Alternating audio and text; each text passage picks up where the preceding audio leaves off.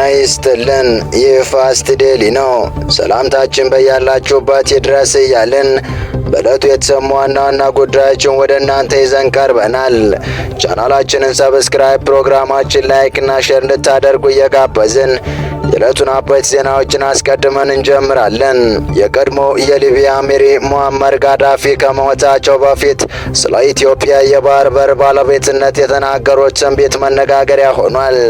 መንግስት የባህር በር ጉዳይ የቅንጦት ሳይሆን የሁሉን አጀንዳ ነው የሚል መረር ያለ አቋም ይዞ ጉዳዩን ወደፊት ካመጡት በኋላ ዓለም አቀፍ ትኩረት መሳብ ከመቻሉ አስቀድሞ ጋዳፊ አደረጉት የተባለው ትንቢታዊ ንግግር የያዘ ተንቀሳቃሽ ምስል የበርካቶችን ቀልብ ስቧል። ጋዳፊ ምን አሉ? ለምን እስካሁን መነጋገሪያ ሆነ?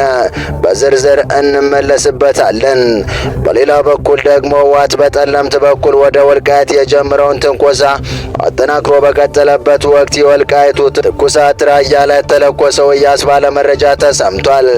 በስፍራ የነበረው የመንግስት ሰራዊት ግንባር ለቆ እንዲወጣ የተደረገበት ምክንያት ጨምሮ ከስፍራ ያደረሰንን መረጃ ይዘናል፣ እንመለስበታለን። በዚህ መሃል ታዲያ የትግራይ ጊዜያዊ አስተዳደር ፕሬዝዳንት አስቸኳይ መግለጫ ሊሰጡ መሆኑ የተሰማ ሲሆን በመቀሌ የሚገኙ ባንኮች ላይ የተፈጠረውን አሁናዊ ክስተት አካተን ይዘናል። እስከ ፍጻሜው አብራችሁን ቆዩ።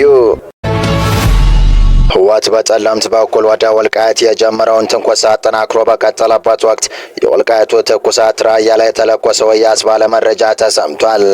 ከሰላም ስምምነቱ መፈረም በኋላ ላለፉት 3 ዓመታት በራያ አላማጣ ሰፍሮ የነበረው የመከላከያ ሰራዊትና የፌዴራል ፖሊስ ኃይል ግንባር ለቆ እንዲወጣ መደረጉ የህዝቡን ስጋት ከፍ እንዳደረገው ነው የተነገረው። የትግራይ ታጣቂዎችና የህወሓት አመራሮች ሰሞኑን የጀመሩት ትንኮሳት በማስቀጠል ወደ ሙሉ ጦርነት መግባት መጀመራቸው ተሰምቷል። ከትግራይ የዓይን እማኞቻችን በማጥቀስ መረጃውን ያጋሩ ምንጮች እንዳሉት ከፍተኛ ቁጥር ያለው መሳሪያ ሰራዊት ከኤርትራና ሱዳን ድንበር በኩል ወደ ተለያዩ ግንባሮች እየተጓዘ ነው። ከየአቅጣጫው የወጡ መረጃዎች እንደሚያመለክቱት ትግራይን የጦርነት ቀጠና ለማድረግ ቡድኑ በአሁኑ ወቅት ያለውን ኃይል በሙሉ ወደ ግጭት ቀጠናዎች በማሰማራት ላይ ይገኛል። ለዚሁ ይመስላል አቶ ጌታቸው ረዳን ጨምሮ ታዋቂ አክቲቪስቶች የትግራይ ወጣቶች ራሳቸውን ከጦርነት እንዲያቅቡ ላይ ጥሪ አቅርበዋል። ከግብጽና የሻዕቢያ ጋር በቀጥታ ግንኙነት መስርቶ እየተንቀሳቀሰ ያለው ህወሓት ወደ ሁሉን አቀፍ ውጊያ ለመግባት እየተንቀሳቀሰ ባለበት በዚህ ጦርነት ሻዕቢያ ከግብጽ የተላከውን መሳሪያ ገሚሶ ለራሱ አስቀርቶ ከ10 በላይ በሚቆጠሩ ከባድ ተሽከርካሪዎች ጭኖ በራማና ዘላንበሳ አቅጣጫ ወደ ትግራይ እየገባ መሆኑን የምስል ማስረጃ በማስደገፍ ከተላኩ መረጃዎች ለመረዳት ተችሏል። እንደ መረጃዎች ከሆነ ህወሓት በጠለምት በኩል ወደ ወልቃይት የጀመረውን ትንኮሳ አጠናክሮ በቀጠለበት ወቅት የወልቃይቱ ትኩሳት ራያ ላይ ተለኩሷል። ህወሓት ራያና ወልቃይት ካልተመለሱ በይፋ ወደ ጦርነት እገባለሁ ብሎ በቃል አቀባዩ ገብረ ጻዲቅ በኩል ባስታወቀ ማግስት የተከሰተው ይኸው ውጥረት ህብረተሰቡን ከፍተኛ ስጋት ላይ መጣሉ እየተነገረ ባለበት ወቅት መከላከያ ሰራዊትና ፌዴራል ፖሊስ ከአካባቢው ለቆ እንዲወጣ መደረጉን ተከትሎ የአካባቢው ውጥረት ማባባሱን የአካባቢው ነዋሪዎች ገልጸዋል። መከላከያ ሰራዊትና የፌዴራል ፖሊስ አላማጣና ራያ አካባቢ ሙሉ ለሙሉ ለቆ እንዲወጣ መደረጉን የአካባቢው ነዋሪዎች ገልጸዋል። በዚህ የተነሳ አዲስ የጸጥታ ስጋት መፈጠሩን የጠቆሙት ነዋሪዎቹ ይሁን እንጂ ሰራዊቱ ከአካባቢው እንዲወጣ የተደረገበት ምክንያት እስካሁን ግልጽ አለመሆኑን አክለዋል። ይህ በእንዲህ እንዳለ ዛሬ ጠዋት በአላማጣ ዙሪያ ከ2 እስከ 4 ሰዓት ባለ ጊዜ ውስጥ ብቻ ተደጋጋሚ የድሮን አሰሳ ሲደረግ ማርፈዱን የገለጹት አካባቢው ምንጮች ዛሬ ጠዋት ከወልዲያ ወደ መቀሌ ሲጓዝ የነበሩ ተሳፋሪዎችም ቆቦ ሲደርሱ አካባቢው ሰላም አለመሆኑን ተነግሯቸውና ችግር አለ ተብለው መመለሳቸውን ጠቁመዋል። ውጥረቱ እንዲከፍ ባለበትና ህወሓት ሙሉ ኃይሉን ወደ ጦርነት ሜዳ እያንቀሳቀሰ ባለበት ወቅት የክልሉን አሁናዊ ሁኔታ አስመልክቶ ጋዜጣ መግለጫ ይሰጣል ተብሎ የተጠበቀ ነው። ይህኑ አስቸኳይ መግለጫ እንደሚሰጡ እየጠበቁት ያሉት የትግራይ ክልል ጊዜያዊ አስተዳደር ፕሬዝዳንት ሌተናል ጄኔራል ታደሰ ያስወረደ ሲሆኑ በወቅታዊ ጉዳይ ላይ አትኩረው የህወሓትን እንቅስቃሴ የአዋሳኝ አካባቢዎች ላይ ስለተከሰቱ ግጭቶች የመንግስታቸውን አቋም ግልጽ የሚያደርጉበት መግለጫ ይሰጣሉ ተብሎ እየተጠበቀ ይገኛል። በክልሉ አሁንም ወታደራዊ ውጥረቶች እንደቀጠሉ ነው። ይህ በእንዲህ እንዳለ በግጭቱ ዋና አትራፊ ሻዕቢያ ነው ያሉ የራሱ ህወሓት ደጋፊዎች የነበሩ ስመጥር አክቲቪስቶች ሻዕቢያ የተመኘው ትግራይን የማድቀቅ ኢትዮጵያን የማዳከም ቅዠቱን ለማሳካት አጋጣሚውን ይፈልገዋል በማለት በግጭቱ አካባቢ የሚኖሩ ነዋሪዎች የትግራይ ህዝብ ጦርነት በቃ ሊል በሚገባና የህወሓትን የጦርነት አዙሪት ለመስበር ወጣቱ ጦርነትን እንዲጸየፍ ተከታታይ ጥሪዎችን እያቀረቡ ናቸው። በሁለት ዓመቱ ደም አፋሳሽ ጦርነት የህወሓት የፊት መስመር ደጋፊ ከነበሩትና ከሰላም ስምምነቱ በኋላ ፊታቸውን ካዞሩበት መካከል አንዱ የሆነው ታዋቂ የትግራይ ክልል አክቲቪስት እና የትግራይ ሚዲያ ሃውስ ባለቤት ጋዜጠኛ አሉላ ሰለሞን በአሁኑ ወቅት በትግራይ ክልል የታየውን የጦርነት እንቅስቃሴ በመቃወም ጦርነትን እንጠየፍ የሚል መልእክት በማህበራዊ ገጹ ላይ አጋርቷል። አክቲቪስቱ በይፋ የማህበራዊ ትስስር ገጹ ላይ ባሰፈረው መልእክት ዳግም ወደ ጦርነት መግባት እንደማይገባና የጦርነቱን አውዳሚነት በመጥቀስ ተቃውሞውን ገልጿል። አክቲቪስቱ ከ2 ዓመት በፊት በነበረ የሰሜኑ ጦርነት ወቅት ጦርነት ባህላዊ ጨዋታችን ነው በማለት በሰጠው አስተያየት በወቅቱ ከፍተኛ ትችትና ተቃውሞ ሲያስተናግድበት እንደነበር ይታወሳል።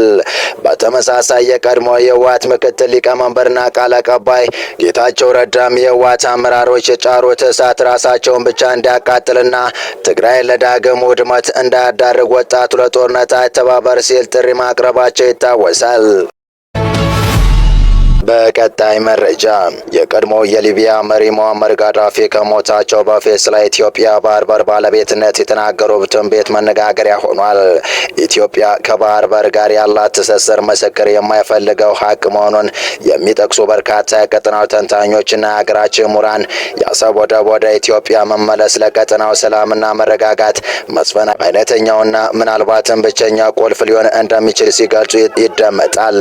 መንግስት የባህር በር ጉዳይ የቅንጦት ሳይሆን የሁሉና አጀንዳ ነው የሚል መረር ያለ አቋም ይዞ ጉዳዩን ወደፊት ከመጣው በኋላ ዓለም አቀፍ ትኩረት መሳብ የቻለ ቢሆንም አንድ ሩቅ ሀሳብ የአህጉራችን ኩራት የነበረው አብዮታዊ መሪ ግን የአሰብ ጉዳይ የኢትዮጵያን ሁሉና መሰረት መሆኑንና ቢዘገይም እንኳ የጦርነት መነሻ ሊሆን እንደሚችል ገና ከጀመሩ አስገራሚ ትንቢት የሚመስል ንግግር አድርገው ነበር።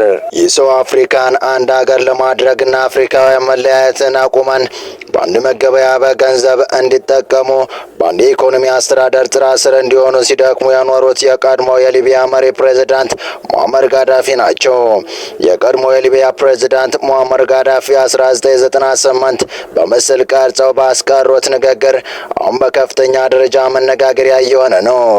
ኢትዮጵያ በዘላቂነት ባህር አልባ ሆና ልትቀጥል እንደማትችል ከ27 ዓመታት በፊት የተሰጠ ስትራቴጂዋ ማስጠንቀቂያ ነበር።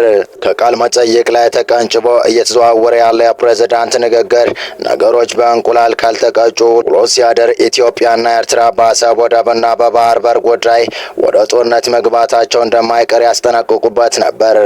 በዚህ ትንቢት በተባለ ንግግራቸው ጋዳፊ ከጓድ መንግስቱ ኃይለማርያም እና ከወቅቱ ጠቅላይ ሚኒስትር መለስ ዜናዊ ጋር በጉዳዩ ላይ ደጋግመው መምከራቸውን በማስታወስ ኢትዮጵያ ለባህር በር መቀመጧ ተገቢ ያለመሆኑን በወቅቱ ችላ የተባለ የባህር በር አልባነት እስከ ዘላለሙ እንደማይቀጥልና ኢትዮጵያ መታፈን በቃኝ ብላ የምትነሳበት ጊዜ እንደሚመጣ ጠቅሰው አስቸኳይ እርማት እንዲያደርጉ ማስጠንቅቀው ነበር።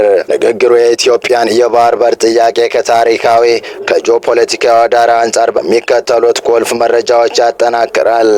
አንደኛ፣ የጊዜያዊ ሁኔታ ስትራቴጂያዊ ትንተና። ጋዳፊ የኤርትራ ነጻነት በኢትዮጵያ ባህር በር አልባነት ላይ ሊዘልቅ በፍጹም አይችልም፣ ሊሆን የሚችለው ጊዜያዊ ተጨባጭ ብቻ ነው ማለታቸው የባህር በር ጉዳይ ኢትዮጵያ ያለውን ፍላጎት ወይም ኤክስቴንሻል ኢንተረስት እንጂ በፖለቲካ ሊሰረዝ የማይችል መሆኑን ያመለክታል። የባህር በር መዘጋት ለኢትዮጵያ ወደ ባህር የሚያደርሰው ሌላ አማራጭ ሳይኖራት የውሃ ደጃፏ እንደተዘጋባት መገለጹ የባህር በር ለኢትዮጵያ ኢኮኖሚያዊ፣ ንግድና ደህንነት ወሳኝ የህይወት መስመር መሆኑን ያጎላል። ኢትዮጵያ ለዚህ የባህር በር ከፍተኛ ታሪካዊ ዋጋ ከፍላለች የሚለው ጋዳፊ ያነሱት ነጥብ ጥያቄው በታሪክ በፖለቲካዊ ትግልና በብሔራዊ ስሜት የታጀበ መሆኑን ያሳያል። ጋዳፊ በኢትዮጵያ ሌላ ትውልድ እንደሚመጣ ልብ በሉ፣ ሀገሬ ከባህር ተዘግታ የባህር በር አልባ አትሆንም የሚል ኢትዮጵያዊ ይመጣል ማለታቸው አሁን ያለው የባህር በር ጥያቄ የፖለቲካ አመራሮች ውሳኔ ብቻ ሳይሆን የትውልድ አጀንዳ መሆኑን ያመለክታል።